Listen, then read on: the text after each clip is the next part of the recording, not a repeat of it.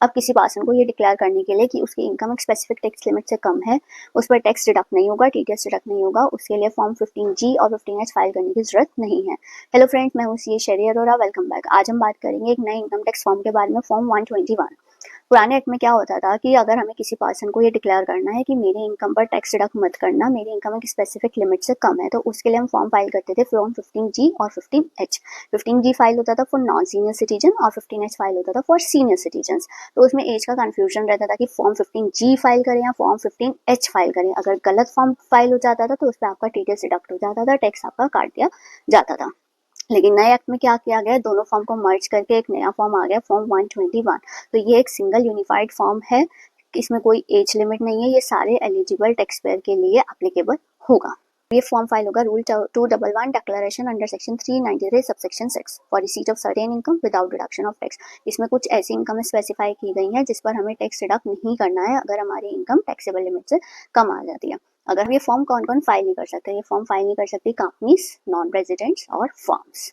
Major change क्या है इस फॉर्म में? मेजर चेंज ये आया है, जो हमारा पेयर होगा वो एक 26 डिजिट का यूनिक आइडेंटिफिकेशन नंबर जनरेट करेगा, और ये यूनिक आइडेंटिफिकेशन नंबर आपको अपनी क्वार्टरली टीडीएस के रिटर्न में भी स्पेसिफाई करना होगा, वहाँ भी मेंशन करना होगा।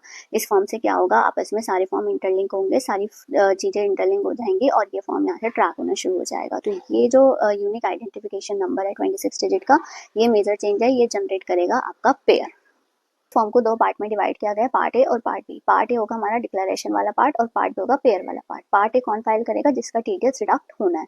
और उसमें कौन कौन सी इन्फॉर्मेशन देंगे? वो नेम, एड्रेस, पैन नंबर, आपकी कौन सी इनकम, इनकम का डिस्क्रिप्शन देना है कि कौन सी इनकम के लिए आप ये फॉर्म फाइल कर रहे हैं, किस पर टीडीएस डिडक्ट नहीं होगा, और आपकी जो पिछली 2 साल की आईटीआर आपने फाइल की है उसकी भी डिटेल आपको इसमें देनी होगी। और पार्ट बी होगा हमारा, जो पेयर है वो फाइल करेगा। उसमें वो अपना एक 26 डिजिट का एक यूआईएन जनरेट करेगा, जिससे वो फॉर्म ट्रैक होना शुरू हो जाएगा और जिससे वो टीडीएस की क्वार्टरली रिटर्न में भी स्पेसिफाई किया जाएगा। क्या इस फॉर्म के लिए पैन मैंडेटरी है? हाँ, इस फॉर्म के लिए पैन मैंडेटरी है।